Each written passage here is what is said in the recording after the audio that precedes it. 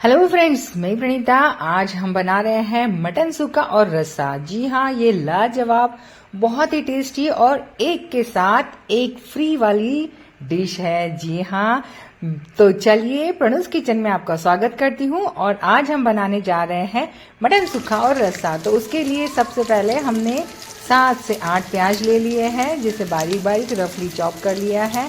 और उसे हम भून लेंगे अच्छी तरह से, मतलब थोड़ा सा तेल में ही हमें उसे फ्राई करना है। और दूसरी ओर हमने मटन को धो लिया है हल्दी नमक के पानी से। अब एक कुकर में थोड़ा सा तेल डाल देंगे और उसमें हम ये पीस को अच्छी तरह से भूनते जाएंगे। जी हाँ, इस जो रेसिपी है इसके अंदर मटन का भूनना जो है वो बहुत ही इम्पोर्टेंट होता है, क्योंकि वो जो क्रिस्पी होने लगता है ना, भूनते भूनते भूनते भूनते, तो उसमें अलग ही एक टेस्ट आता है। अभी भूनते समय है इसमें हमें थोड़ा सा नमक भी डाल देना है, जितना हमें लगता है उस हिसाब से। 1 किलो के हिसाब से यहाँ पर मैंने 2-2.25 चम्मच डाला हुआ है। और जो प्याज है वो भूनकर ठंडे हो चुके हैं। अब हमें उसे पीसना है। जी हाँ, इसका एकदम बारीक फाइन पेस्ट बनाना है। तो ये हो जाएगा दोनों रेसिपी के लिए प्याज। जी हाँ, और अब यहाँ पर हम ये जो मटन है उसको भूनते ही जाएंगे। और दूसरी ओर हमें एक कढ़ाई में डालना है थोड़ा सा तेल। यहाँ पर मैंने 4 चम्मच तेल लिया हुआ है। उसमें हम डालेंगे खड़े मसाले। और ये देखिए, मैंने थोड़े से मेलन सीड और खसखस को भिगोने रख दिया था, तो वो हम बाद में पीसेंगे। अब ये जो खड़े मसाले हैं उसे हमें गरम तेल में डालना है। और इसको अच्छी तरह से भूनने के बाद, अच्छी तरह से तड़कने के बाद, हमें जो हमने पेस्ट बनाया था प्याज का वो डाल देना है। उसे अच्छी तरह से भूनते जाना है। और दूसरे साइड में हमें मटन को भी भूनते जाना है। करीब आधा घंटा इसे हमें भूनते रहना है। उसके बाद हम जो मेलन सीड है उसे छन्नी से छान लेंगे।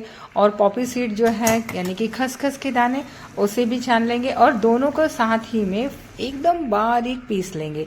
अब दूसरी तरफ एक कटोरी में हमें एक पेस्ट तैयार करना है, जो कि है लाल मिर्च पाउडर, हल्दी पाउडर और कोरिएंडर पाउडर का।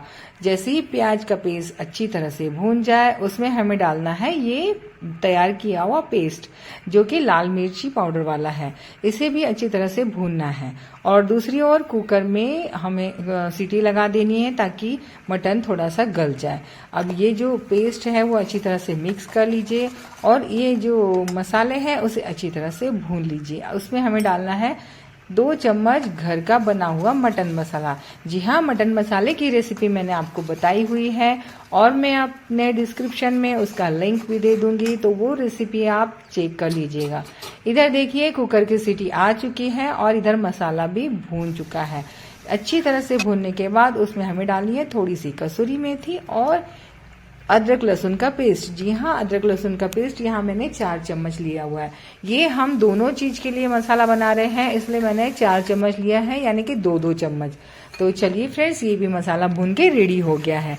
फ्रेंड्स, ये जो है ना बहुत ही ऑसम लगता है। और ये मसाला जो है ना, भूनते समय इसकी जो खुशबू आती है ना, गजब की आती है। ये तो एकदम खाने के बाद आप बनाएंगे तभी आपको पता चलेगा कि सच में ये तो वाव रेसिपी है। वाव, एकदम सही बनी हुई है। ये देखिए फ्रेंड्स, अभी मटन गल चुका है। एकदम खूब नहीं गलाना है हमें, जैसे थोड़ा सा 4 सीटी आनी चाहिए, बस उतना ही।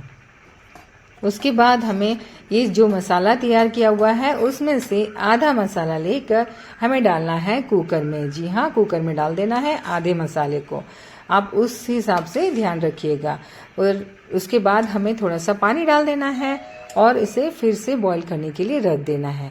अभी हमें इसे कुकर में ढक्कन लगा सकते हैं, लेकिन उतना ही पानी डालना है जितना कि आपको ग्रेवी चाहिए है। यहाँ मैंने 1 गिलास पानी डाला हुआ है।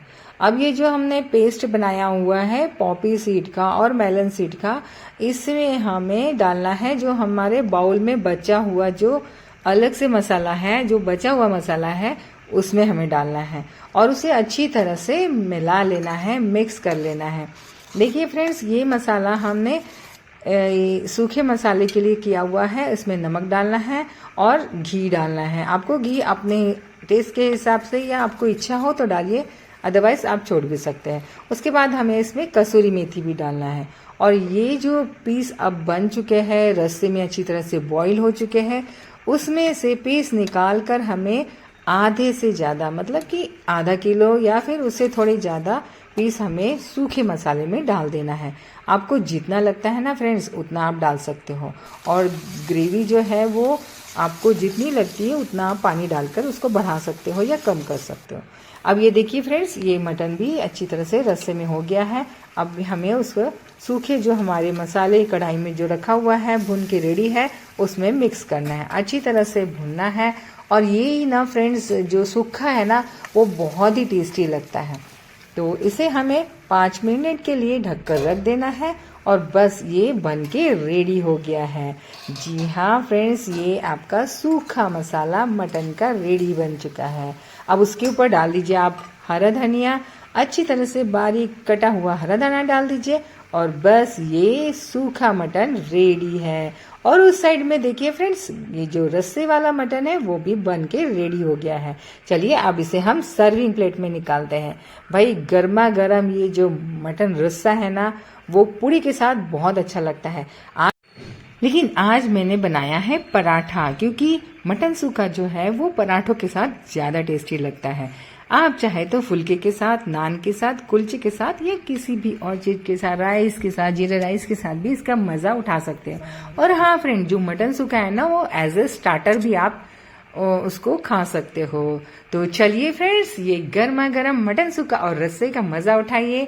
हम मिलते हैं अगले किसी और रेसिपी में। तब तक के लिए हेल्दी खाइए, हेल्दी रहिए। Bye bye, take care, thank you for watching. जय हिंद।